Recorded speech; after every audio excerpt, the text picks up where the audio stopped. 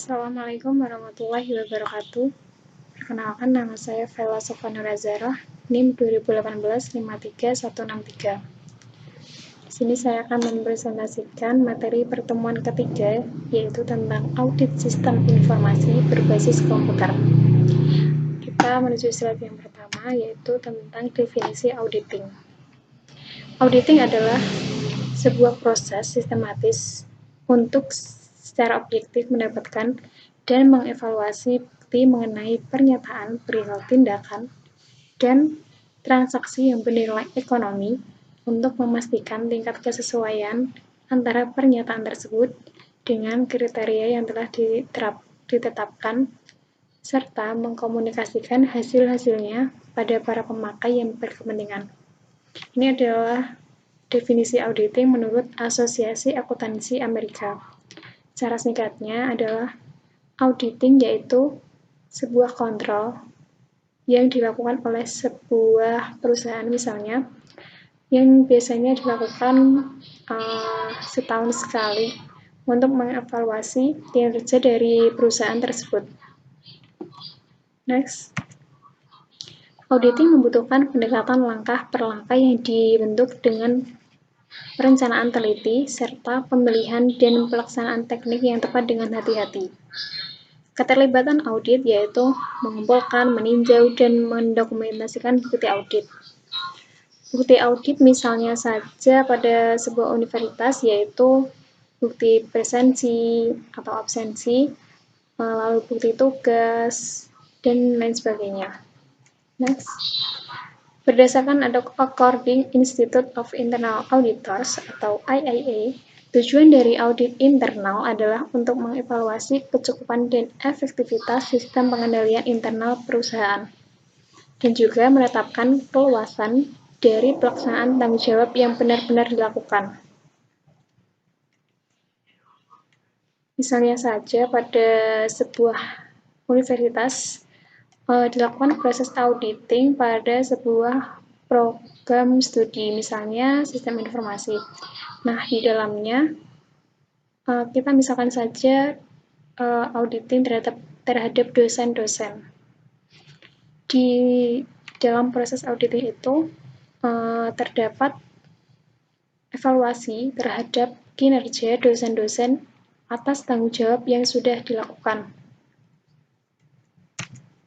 Kelima, standar lingkup audit IIA memberikan garis besar atas tanggung jawab auditor internal.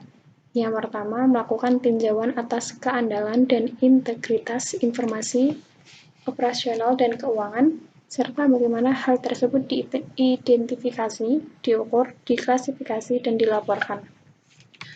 Lalu yang kedua yaitu menetapkan apakah sistem telah didesain untuk sesuai dengan kebijakan operasional dan pelaporan, perencanaan, prosedur, hukum, dan peraturan yang berlaku. Selanjutnya ada melakukan tinjauan mengenai bagaimana aset dijaga dan memverifikasi keberadaan aset tersebut. Yang keempat, mempelajari sumber daya perusahaan untuk menetapkan seberapa efektif dan efisien mereka digunakan. Lalu yang terakhir yaitu melakukan tinjauan atas operasional dan program perusahaan untuk menetapkan apakah mereka telah dilaksanakan sesuai rencana dan apakah mereka dapat memenuhi tujuan-tujuan mereka tersebut. Lalu selanjutnya ada jenis-jenis kegiatan audit internal. Yang pertama adalah audit sistem informasi, yang kedua audit keuangan, dan yang terakhir audit operasional atau manajemen yang biasa kita sebut dengan SIM, Sistem Informasi Manajemen. Untuk audit keuangan biasa kita sebut dengan SIA, Sistem Informasi Akuntansi. Audit keuangan memeriksa keandalan dan integritas catatan akuntansi, baik informasi keuangan dan operasional. Audit sistem informasi melakukan tinjauan atas pengendalian SIA untuk menilai kesesuaian dengan kebijakan dan prosedur pengendalian serta efektivitas dalam menjaga aset perusahaan. Jadi di dalam sistem informasi keuangan atau akuntansi ini juga menilai bagaimana perusahaan tersebut menjaga aset-asetnya saat dilakukan auditing. Audit operasional atau manajemen atau biasa kita sebut dengan SIM berkaitan dengan penggunaan secara ekonomis dan efisiensi sumber daya serta pencapaian sasaran dan tujuan yang telah ditetapkan. Seluruh audit menggunakan urutan kegiatan yang hampir sama. Yang pertama yaitu merencanakan audit, yang kedua mengumpulkan bukti audit, yang ketiga mengevaluasi bukti audit dan mengkomunikasikan hasil audit kepada para pimpinan. Tinjauan menyeluruh proses audit. Merencanakan audit, tetapkan lingkup dan tujuan organisasi tim audit, kembangkan pengetahuan mengenai operasional bisnis, tinjauan hasil audit sebelumnya. Tinjauan hasil audit sebelumnya ini juga sangat penting karena untuk membandingkan hasil dari audit sebelumnya dan audit yang baru dilaksanakan. Lalu ada identifikasi faktor-faktor resiko, siapkan program audit. Lalu pengamatan atas kegiatan operasional, tinjauan dokumentasi, pemeriksaan fisik aset, konfirmasi melalui pihak ketiga, review analisis, dan pengambilan sampel audit. Lalu ada nilai kualitas, ini pada mengevaluasi bukti audit.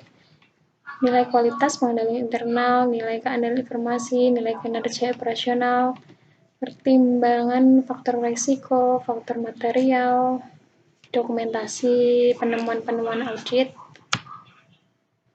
lalu mengkomunikasikan hasil audit, memformulasikan kesimpulan audit, mempersiapkan laporan audit, menyajikan hasil ke pihak manajemen. Tinjauan audit SIA adalah untuk meninjau dan mengevaluasi pengendalian internal yang melindungi sistem tersebut. Ketika melaksanakan audit sistem informasi, para auditor harus memastikan tujuan berikut ini. Yang pertama adalah perlengkapan keamanan untuk melindungi perlengkapan komputer, program, komunikasi, dan data dari akses tidak sah, modifikasi, atau penghancuran. Jadi, aset-aset perusahaan itu sangat penting dan juga diproses dalam auditing tersebut. Lalu yang kedua yaitu pengembangan dan perolehan program dilaksanakan sesuai dengan otorisasi khusus dan umum dari pihak manajemen. Yang ketiga yaitu modifikasi program dilaksanakan dengan otorisasi dan persetujuan pihak manajemen. Yang keempat, pemrosesan transaksi, file, laporan, dan catatan komputer lainnya telah akurat dan lengkap. Yang kelima, data sumber yang tidak akurat atau yang tidak memiliki otorisasi ditangani sesuai dengan kebijakan manajerial yang telah ditetapkan. Yang keenam, file data komputer telah akurat, lengkap, dan dijaga kerahasiaannya. Pendekatan audit berdasarkan resiko, yaitu untuk memberikan para auditor pemahaman yang jelas atas kesalahan dan ketidakberaturan yang dapat terjadi dan resiko serta penyikapan yang terkait. Pemahaman atas hal ini memberikan dasar yang kuat untuk mengembangkan rekomendasi pada pihak manajemen mengenai bagaimana sistem pengendalian SIA seharusnya ditingkatkan. Next, apakah pendekatan 4 tahap evaluasi pengendalian internal itu? 4 tahap tersebut yaitu pertama, menentukan ancaman-ancaman yang dihadapi oleh sistem informasi akuntansi. Yang kedua, ada identifikasi prosedur pengendalian yang diimplementasikan. Yang ketiga, ada evaluasi prosedur pengendalian. Yang keempat, ada evaluasi kelemahan. Lalu jenis-jenis kesalahan dan penipuan dalam proses auditing. Yang pertama yaitu pencurian atau kerusakan yang tidak disengaja atau hardware dan file. Kehilangan, pencurian atau akses tidak sah ke program, file data, dan sumber daya sistem lainnya. Modifikasi atau penggunaan secara tidak sah program dan file data. Selanjutnya yaitu ada jenis-jenis prosedur pengendalian. Yang pertama ada rencana keamanan atau perlindungan informasi, pembatasan atas akses secara fisik ke perlengkapan komputer, pengendalian penyimpanan dan penyimpanan data seperti enkripsi atau mengubah data asli ke dalam bentuk kode-kode. Lalu ada prosedur perlindungan dari virus, firewall.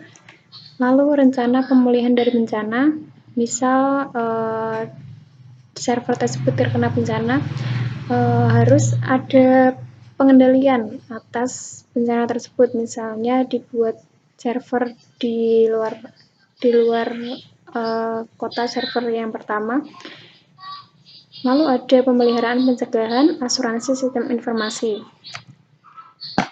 Prosedur audit dalam tinjauan atas sistem, yaitu yang pertama menginspeksi lokasi komputer, wawancara dengan personel sistem informasi mengenai prosedur keamanan, meninjau kebijakan dan prosedur, memeriksa kebijakan asuransi, memeriksa daftar akses sistem, memeriksa rencana pemulihan dari bencana.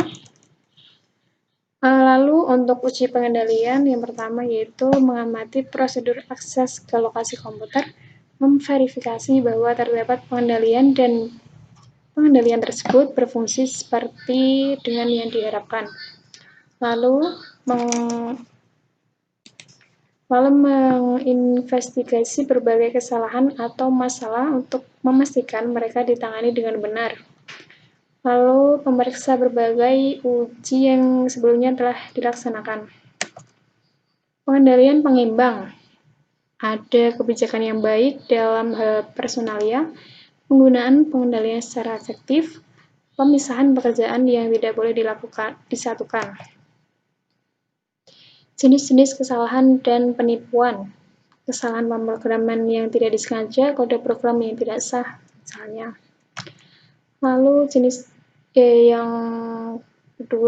yang selanjutnya yaitu otorisasi manajemen atas pengembangan program dan persetujuannya untuk spesifikasi pemrograman, persetujuan pemakai, pengujian keseluruhan, pengujian penerimaan, lalu dokumentasi sistem yang lengkap. Untuk tinjauan atas sistem, tinjauan independen, tinjauan prosedur, tinjauan otorisasi, tinjauan atas dasar evaluasi, tinjauan atas standar dokumentasi, lalu tinjauan atas pengujian program dan prosedur persetujuan pengujian. Lalu ada wawancara, tinjauan atas notulen rapat, memverifikasi poin-poin penting, tinjauan atas spesifikasi pengujian, data uji, dan sebagainya. Pengendalian pengimbang, pengendalian pemrosesan yang kokoh, pemrosesan secara independen. Jenis-jenis kesalahan dan penipuan. Ada kesalahan pemrograman yang tidak sengaja, kalau kode program yang tidak sah. Next. Ini sama.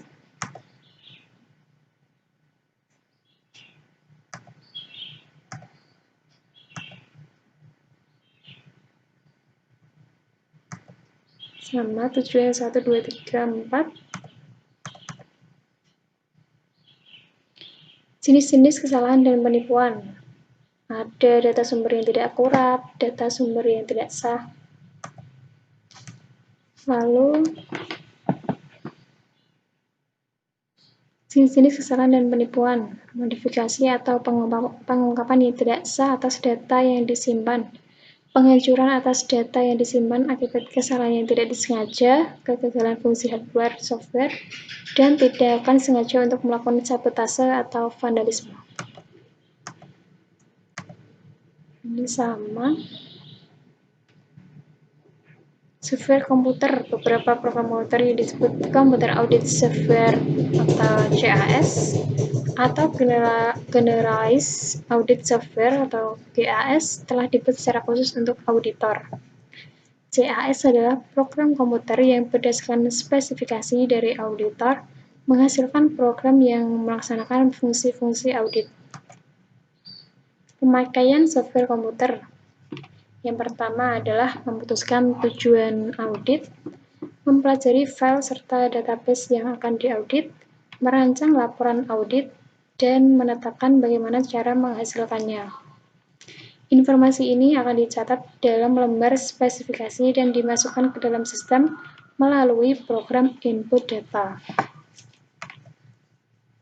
Program ini dibuat dan membuat catatan spesifikasi yang digunakan oleh CAS untuk menghasilkan satu atau lebih program audit.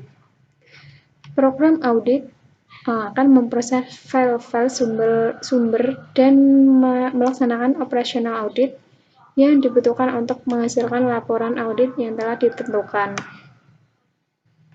Untuk fungsi dari software audit komputer, yang pertama adalah pemformatan ulang, manipulasi file, perhitungan, pembelian data, analisis data, pemrosesan file, statistik, pembuatan laporan, lalu audit operasional atas suatu sistem informasi akuntansi. Berbagai teknik dan prosedur yang digunakan dalam audit operasional hampir sama dengan yang diterapkan dalam audit sistem informasi dan keuangan. Perbedaannya yang utama yaitu lingkup audit sistem informasi dibatasi pada pengendalian internal, sementara lingkup audit keuangan dibatasi pada output sistem. Sebaliknya, lingkup audit operasional lebih luas, melintasi seluruh aspek manajemen sistem informasi. Tujuan audit operasional ada efektivitas, efisiensi, dan pencapaian tujuan. Untuk pengumpulan buktinya, meninjau kebijakan dokumentasi, melakukan konfirmasi atas prosedur. Contohnya yaitu mengamati fungsi-fungsi dan kegiatan operasional, memeriksa rencana dan laporan keuangan, menguji akurasi informasi operasional, menguji pengendalian. Sekian presentasi dari saya pada pertemuan ketiga ini. Semoga bermanfaat. Wassalamualaikum warahmatullahi wabarakatuh.